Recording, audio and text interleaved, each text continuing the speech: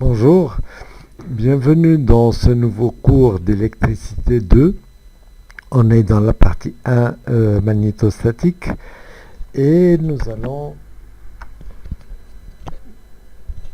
aujourd'hui nous allons faire un nouveau chapitre qui va concerner le potentiel vecteur. Ça sera une partie un petit peu technique. Il y aura pas mal de calculs vectoriels. Bon, vous allez voir tout ça.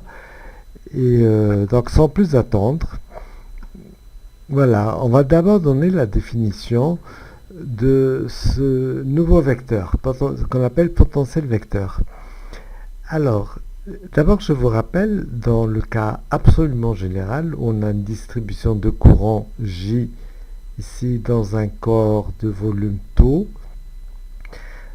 ces courants sont à l'origine d'un champ magnétique. Alors au point M, ce champ magnétique est donné par la loi de Biot-Savart qui s'exprime comme ceci.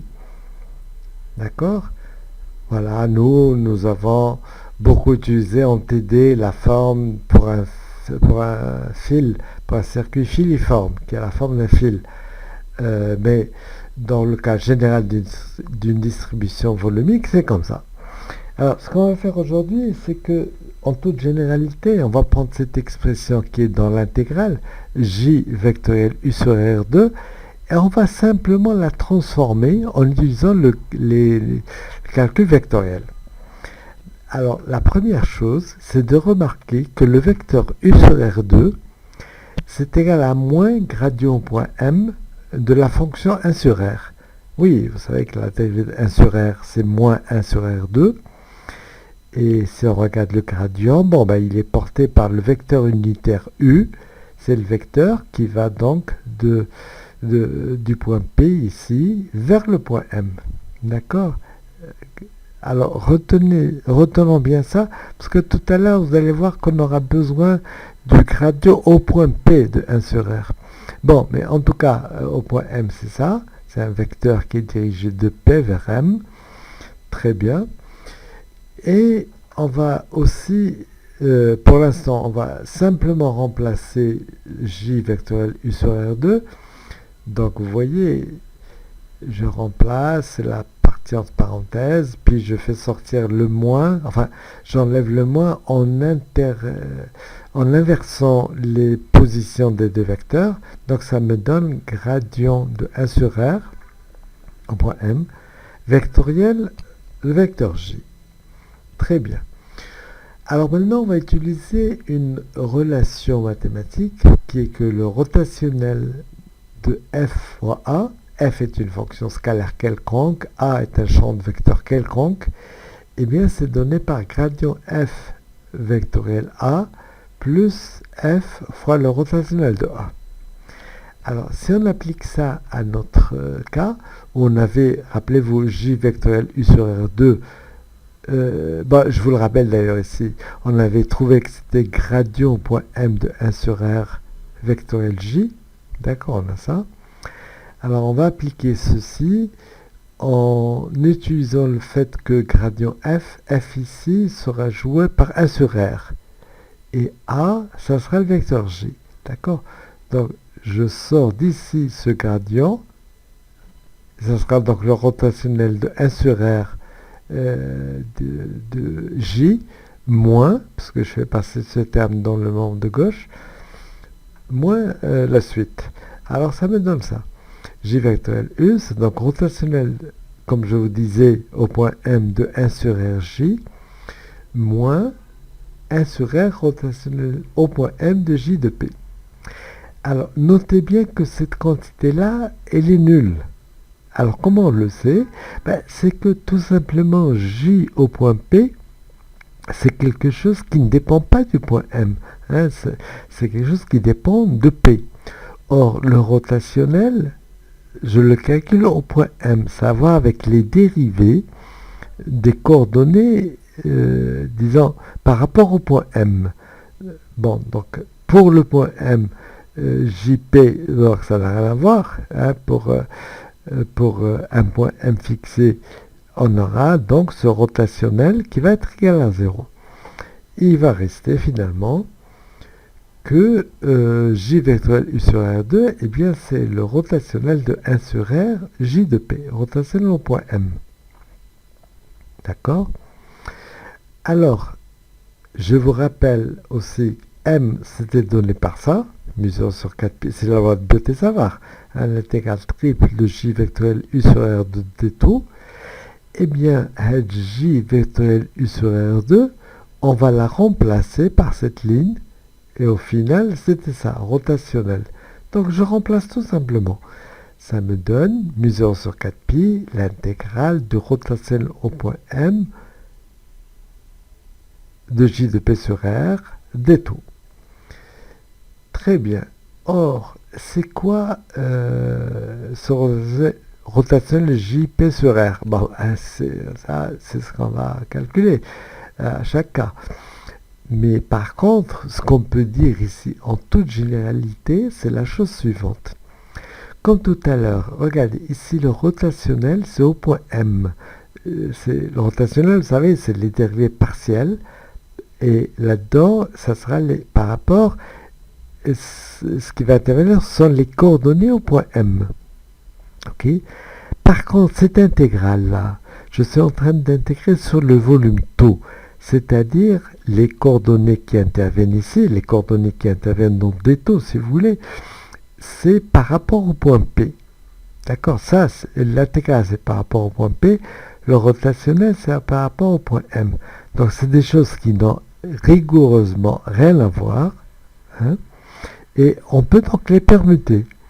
Et ça va nous donner rotation. Bon, mu0 sur 4pi, c'était une constante. Donc, ça nous donne B égale rotationnel de mu0 sur 4pi fois l'intégrale de J sur R des taux. Et voilà, on a terminé. On a mis B sous la forme de rotationnel de quelque chose. Voilà, ça va être ma conclusion. Donc, dans le cas général, hein, on a repris le dessin. Au point M, le champ B, créé par cette distribution de charge, est donné par la loi de Biot-Savart. Hein, c'est ce qui est marqué là, sur l'écran. mu0 sur 4pi, l'intégrale de J vectoriel U sur R2 d tout. Et ce que nous venons de voir, nous avons simplement transformé mathématiquement l'expression de ce produit vectoriel et nous avons mis B sous la forme du rotationnel de quelque chose. La chose qui est entre crochets.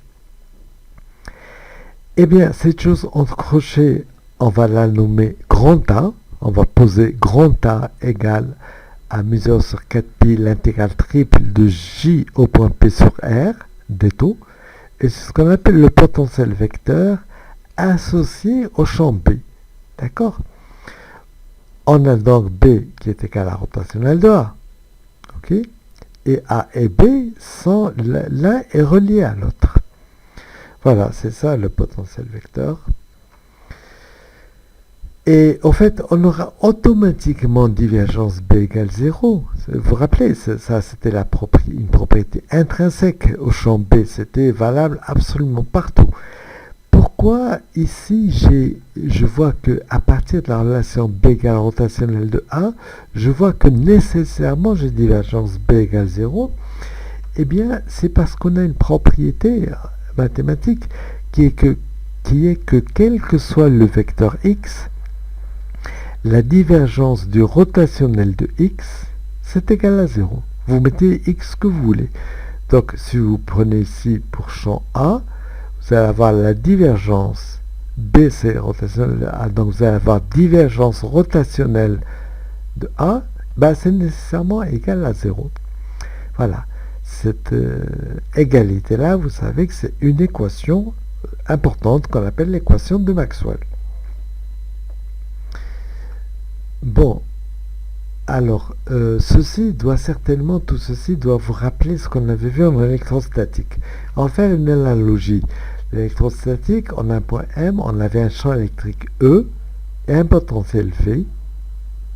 Et en magnétostatique, on a un champ B et un potentiel vecteur A. Et ces couples sont reliés entre eux. Enfin, à l'intérieur d'un couple, vous avez, par exemple, en électrostatique, on avait E qui est égal à moins grade V. Ben ici, c'est B égale rotationnel de A. Ok.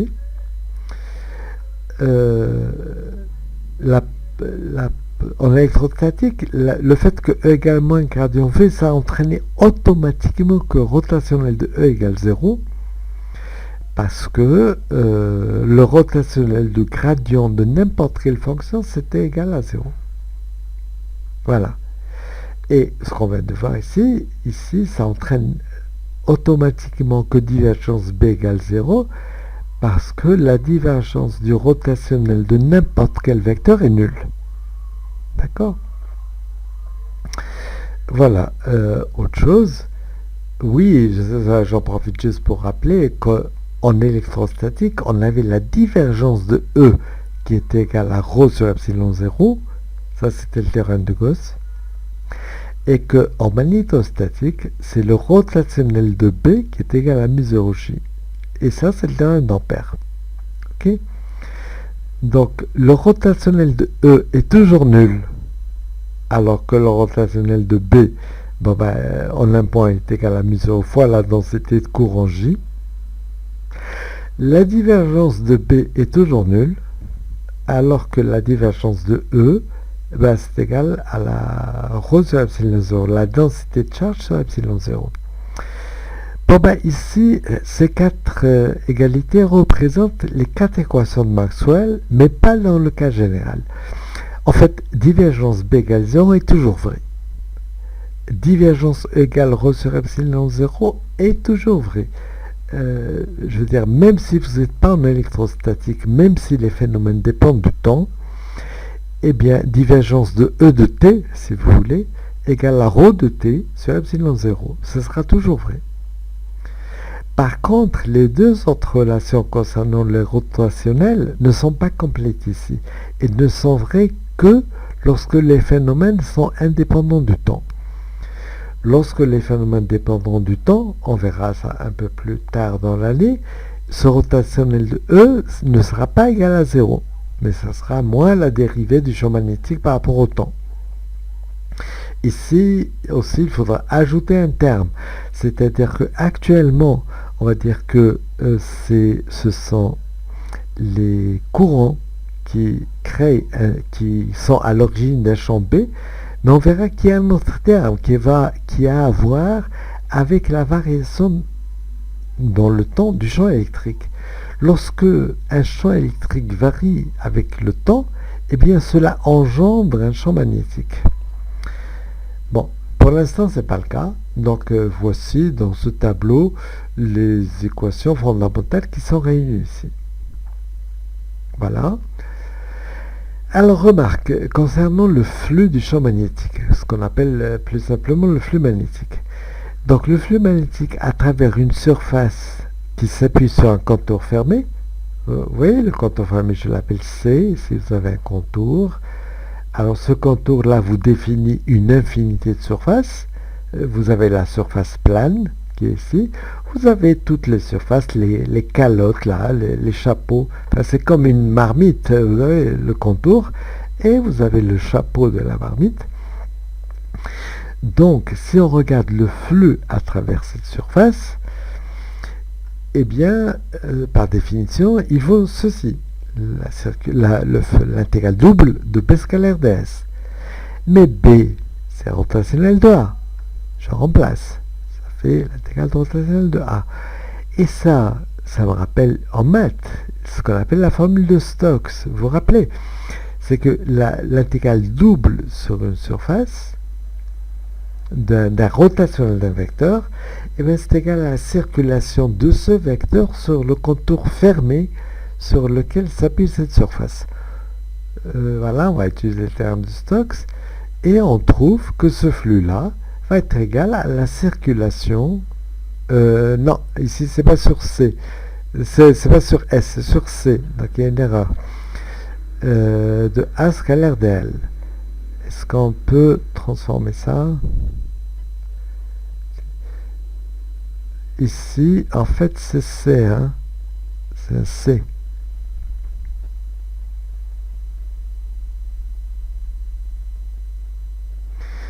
Et donc voilà, on obtient ceci.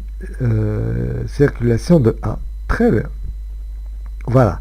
Alors, à ne pas confondre avec une chose qui concerne les surfaces fermées. Le flux à travers une surface fermée, le flux du champ magnétique à travers une surface fermée est toujours nul. Rappelez-vous, hein, la divergence de B, on peut transformer ça à l'intégrale triple divergence B, la divergence B est toujours égale à 0. Donc, le flux à travers une surface fermée est nul. Mais ne confondez pas, je sais qu'il y a des étudiants qui confondent, le flux à travers une surface ouverte n'est pas nul. Il vaut d'ailleurs la circulation de A.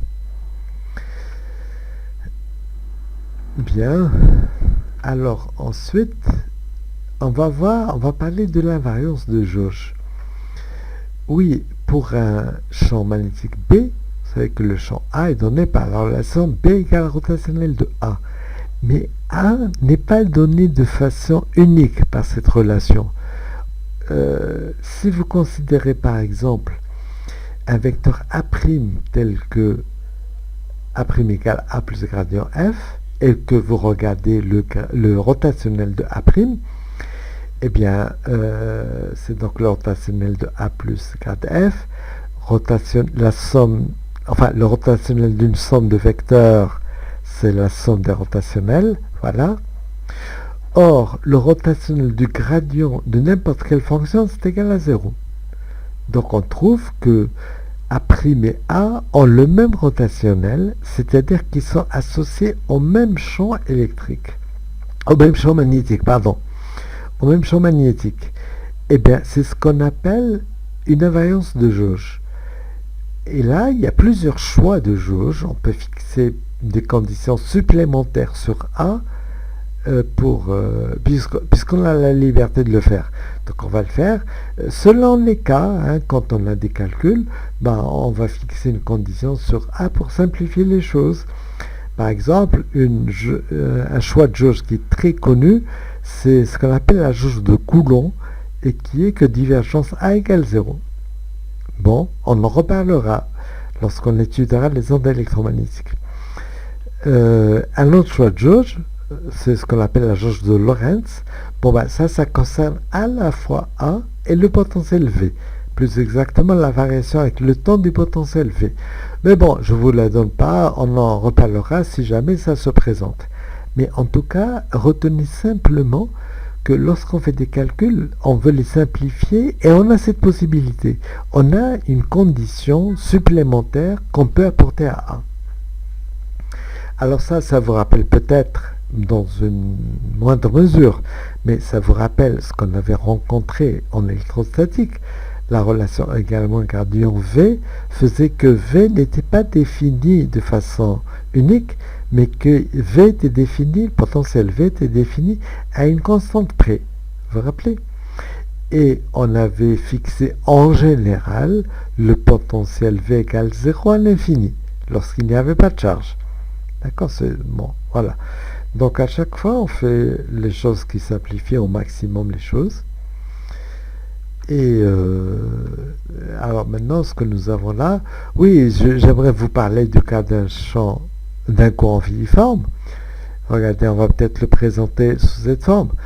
D'abord, rappelons les résultats pour un courant volumique, ce qu'on a vu tout à l'heure. Le champ B en un point M quelconque était donné par l'ordre de Biot et Savart sous cette forme. Et on avait dit que pour trouver le champ vecteur associé, on avait une transformation à faire. On avait trouvé que le vecteur A, le potentiel vecteur, était donné par cette relation-là. Okay? Maintenant, on va essayer de voir qu'est-ce qui se passe dans le cas du courant qui est un fil. C'est-à-dire la section qui est ici va tendre vers 0. On va obtenir ce genre de choses. Vous voyez, voici le fil, il est là. Il a une petite section qui est très très faible. En fait, elle va tendre vers 0 pendant que J va tendre vers l'infini, de façon à ce que ce produit-là reste constant. Et en tout cas, ce que nous allons dire, c'est que chaque fois qu'on aura le vecteur J fois d taux, on remplace d taux, hein, c'est l'élément de volume, c'est donc S fois dl. En vérité, il faudrait dire ds fois dl. Si on dit S, c'est-à-dire qu'on a déjà intégré sur, si on est encore dans les cartésiennes, sur x et, sur, par exemple, x et y, enfin, disons sur deux variables. Et comme J et dl, l'élément de courant, voilà, ces deux-là, ils ont la même direction, on a enlevé la flèche du vecteur sur J, on l'a mis sur dl. Et ça nous a donné ça. Et J fois S, vous reconnaissez, en fait c'est le courant. Et donc chaque fois qu'on rencontre J fois d taux, dans le cas du courant filiforme, on va remplacer ça par IDL. Plus exactement, je le dis encore une fois, ici en vérité c'est une intégrale double sur ds. Ah, c'est ça qui va vous donner S. Bon, mais l'important c'est que si on passe à un courant filiforme, le champ magnétique B, l'expression du champ magnétique va devenir simplement ceci. C'est la fameuse loi de Lioté-Savart que vous avez calculée, que vous avez utilisée maintenant plein de fois. mu0 sur 4pi, l'intégrale de I dl vectoriel U sur R2. Vous avez vu que le J des taux, qui était là, je l'ai remplacé par IDL. Et ça m'a donné ça. Et le potentiel vecteur associé, c'est la même chose. Le J des taux, je le remplace par IDL. Ça va me donner, I je le sors, parce que bon, c'est une constante, ça me donne donc mu0 I sur 4pi, l'intégrale de dl sur R. Tout simplement, c'est l'intégrale vectorielle. Voilà ce qu'on pouvait dire. Et alors là, une application très importante, ce sera un petit peu technique, hein, il y aura des calculs, mais on va parler de ce qu'on appelle un dipôle magnétique. Alors, dipôle magnétique, pour ça, on va d'abord définir ce que c'est que le moment magnétique d'une boucle de courant. Okay, une boucle de courant de forme quelconque, vous la voyez dessinée ici, enfin on a dessiné un petit truc, un petit circuit parcouru par un courant I. Et donc il y a le vecteur surface, on va prendre par exemple la surface plane, hein, vous pouvez prendre n'importe quelle surface, hein, mais le vecteur S sera toujours le même. Le vecteur S qui est égal à l'intégrale de ds, eh ben, va nous permettre de définir ce qu'on appelle le moment par la relation suivante, M égale I fois S. C'est le moment magnétique qui va jouer un rôle très important. Bon, ce qu'on appelle dipôle magnétique dans ces conditions, eh bien, c'est lorsqu'on prend une boucle quelconque et qu'on regarde, pas un courant I, et qu'on regarde les effets magnétiques produits, on a un point M qui est très éloigné. Alors, qu'est-ce que ça veut dire très éloigné? Ça veut dire simplement que la distance de O, qui est un point quelconque ici, par exemple si elle est circulaire, c'est le centre de la spire, eh bien la distance OM va être très grande devant la distance caractéristique de ce circuit. Et encore là, c'est un exemple, si c'est une spire circulaire, ce sera le rayon. Donc si R est très grand devant R, si on est à très grande distance, eh bien on a affaire, la boucle devient ce qu'on appelle un dipôle magnétique. Voilà. Alors, on va poser quelques notations. La distance OM, on va l'appeler R, et le vecteur OM, on l'appelle vecteur R. À ne pas confondre avec le vecteur PM, qui sont, tu vois, OM et P, regardez, O et regardez P. Et le point M est très très éloigné. Vous voyez bien que OM et PM sont très proches, hein, mais justement, l'approximation se fera à ce niveau-là. Bon, R et R' sont différents mais très voisins. Ok?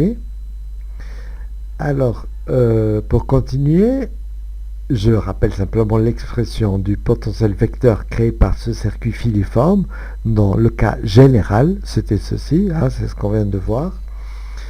Bon, et là on va utiliser maintenant un théorème en maths qui est le théorème de Kelvin et qui va jouer un petit peu le rôle. Bon, maintenant jusqu'à présent, nous on a beaucoup utilisé le théorème de Stokes, c'est le théorème de j'arrive jamais à prononcer ce nom. Green-Ostrogradsky, hein, c'est le théorème de la divergence. Voilà.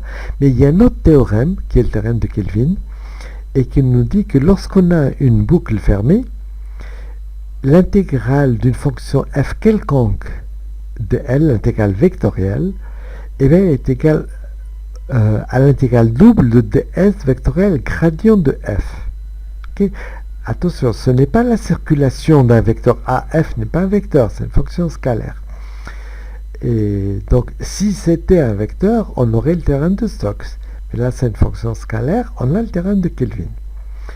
Ok, en fait, toutes ces formules-là dont vous avez besoin, ainsi que beaucoup d'autres, sont réunies dans le petit livre de Riyar. Je ne sais pas, bon, vous l'avez probablement utilisé l'année dernière. Et il a le grand avantage aussi de vous expliciter vraiment dans le détail les différents systèmes de coordonnées, les différents opérateurs gradients rotationnels en vous donnant les significations physiques. Dans ce petit livre, vous trouverez aussi des informations sur les symétries en physique, sur les développements limités en mathématiques pour les fonctions, et un formulaire de relations vectorielles. Donc voilà, vous avez dans un endroit, toutes ces choses-là sont réunies. Donc un petit livre très intéressant, le livre de Riyar. Bon, donc si on applique ça à notre cas, vous voyez la fonction f, eh bien ça sera 1 sur r'.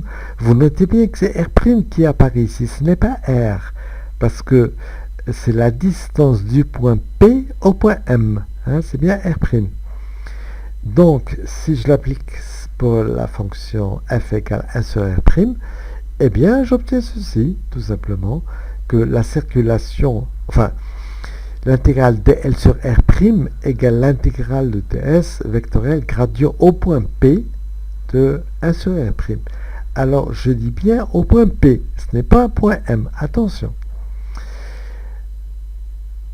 Bon, combien vaut cette quantité-là? Gradient de L sur R' au point P. Bon, je ne vous ai pas donné tout de suite la formule parce que certains vont être étonnés. Je commence par vous rappeler, ce qu'on a déjà utilisé d'ailleurs tout à l'heure, que le gradient de 1 sur R au point M, gradient de 1 sur OM, eh bien, c'est égal à moins 1 sur R2, vecteur unitaire qui est orienté de O vers M. Et donc, comme tu en parles, R en haut et en bas, on a moins R sur R3. D'accord? Ça, c'est le gradient de 1 sur R. La dérivée de 1 sur R, c'est moins 1 sur R2. Ça vous donne ça. Bien. On va appliquer cette formule, mais ce n'est pas pour calculer le gradient au point M, mais ce sera pour calculer le gradient au point P. Et donc, je remplace M par P dans cette formule. Et le point O, maintenant, ben, il sera joué par M. C'est-à-dire que la distance R qui est égale à OM sera remplacée par R' qui est PM. Et ça va nous donner que le gradient de 1 sur R' au point P, eh bien, la dérivée de 1 sur R', c'est moins 1 sur R' au carré. Mais attention, le vecteur U, cette fois-ci, c'est de M vers P, hein, puisque je calcule le gradient au point P. Et donc, c'est en multipliant par R' en haut et en bas, c'est R' sur R3. Voilà. OK. Alors, je remplace et on trouve donc que ds, j'ai simplement remplacé, et on trouve que c'est mu sur I sur 4pi ds vectoriel R' sur R' au cube. Voilà. Alors, jusqu'à présent, on n'a pas fait d'approximation. Maintenant, on va en faire une. Le vecteur M est tellement éloigné que les vecteurs R' sont voisins. Alors, ils sont voisins, mais exactement la chose dont on va avoir besoin, c'est de dire que R' sur R' au cube est égal à R sur R au cube. Vous voyez bien que ce n'est pas tout à fait vrai, hein, les directions ne sont pas tout à fait identiques, mais c'est presque la même chose. Et je vous signale entre parenthèses que cette condition elle est moins forte que de dire que R égale R'.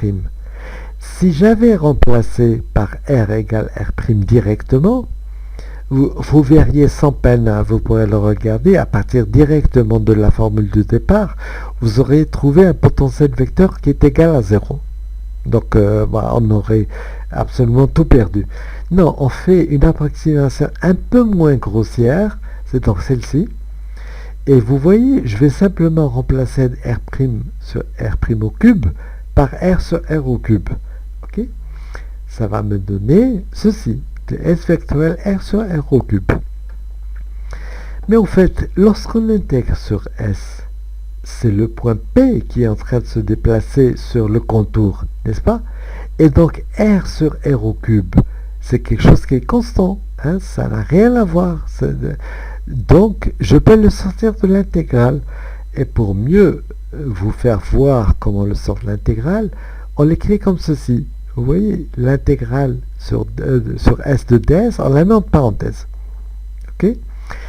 Et cette intégrale de ds, ben c'est simplement S. Et donc, on trouve ceci, mu0i, S, vectoriel R sur R3.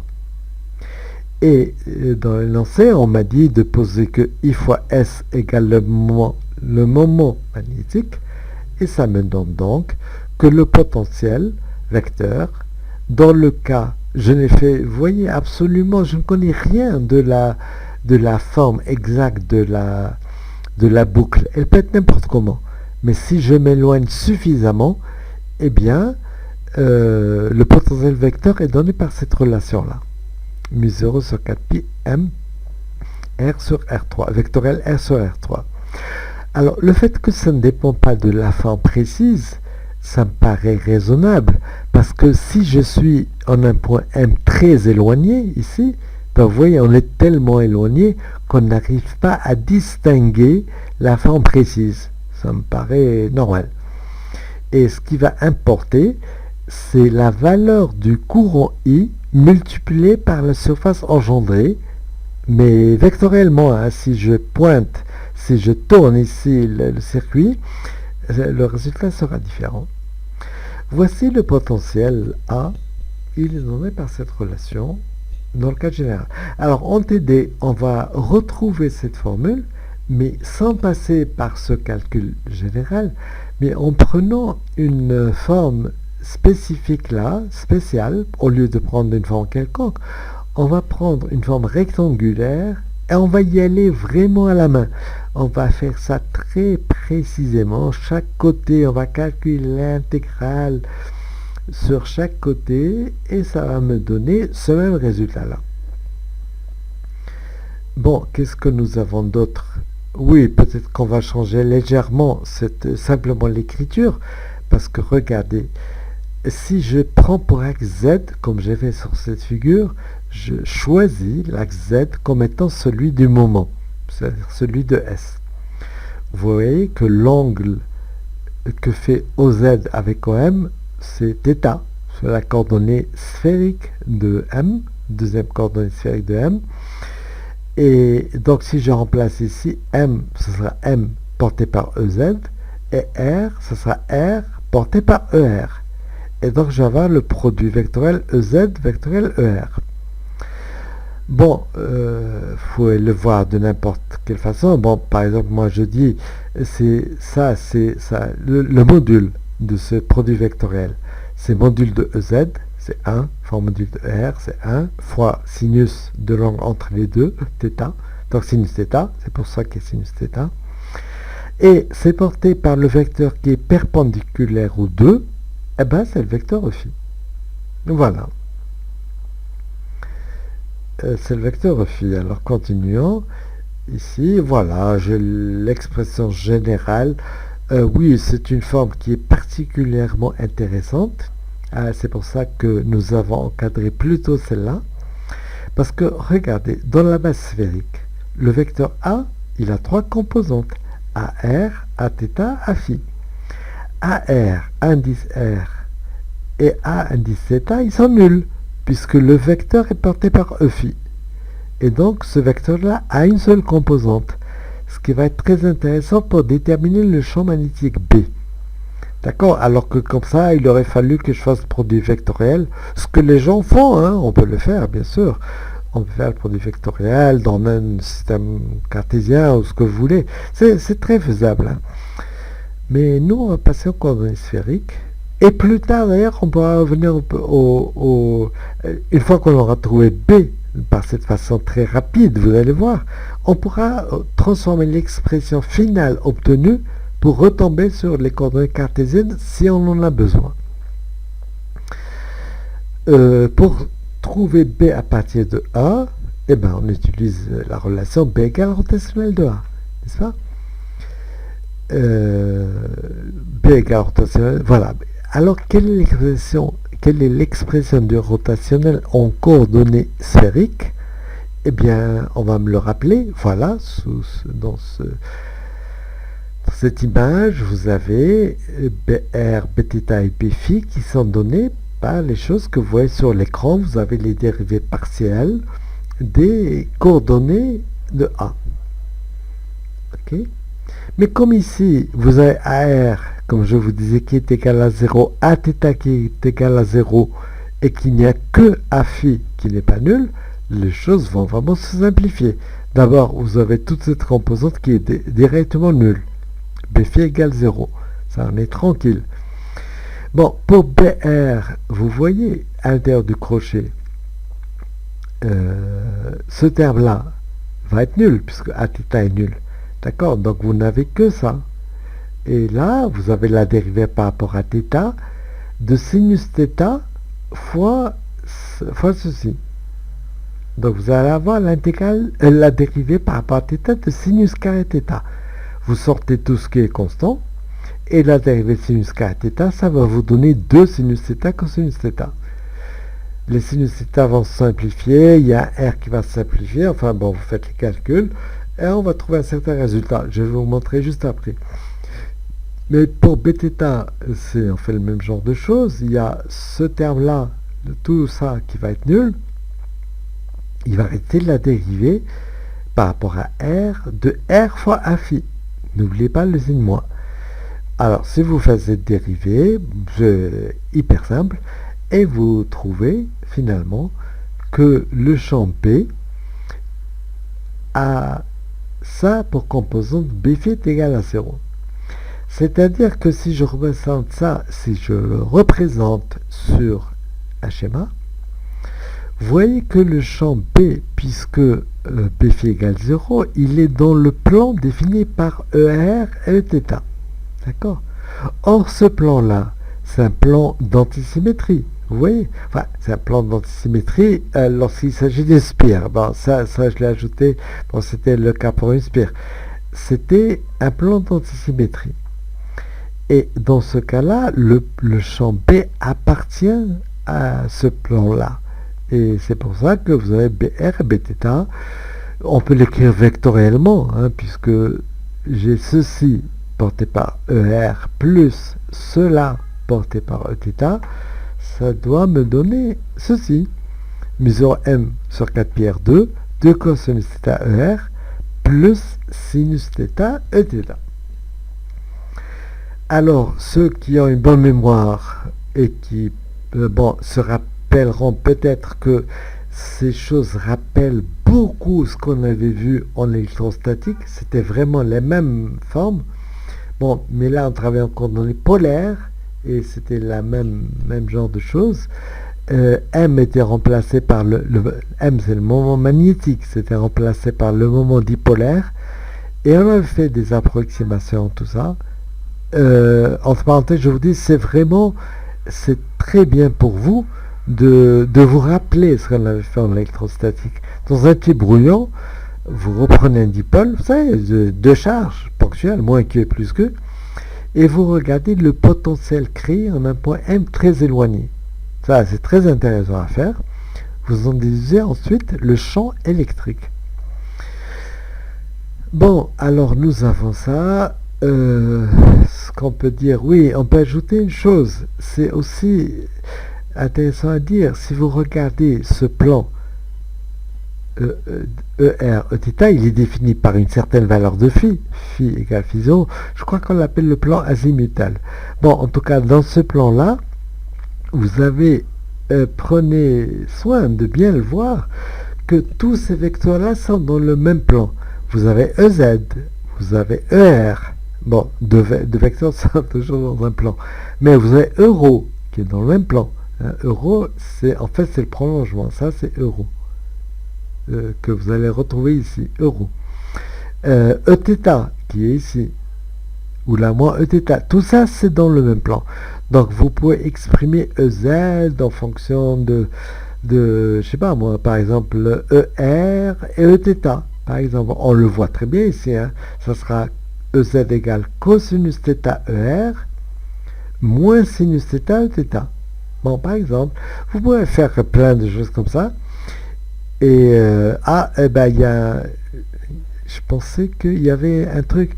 Eh ben non, ben finalement je l'ai pas mise. Mais en tout cas, je voulais simplement vous dire qu'il y a d'autres expressions de B que vous pouvez écrire vous-même. D'ailleurs, ces expressions, vous les retrouvez en TD. Et voilà, j'espère que ceci vous a intéressé et vous a permis d'y voir un peu plus clair dans le potentiel vecteur. Merci pour votre attention. À bientôt.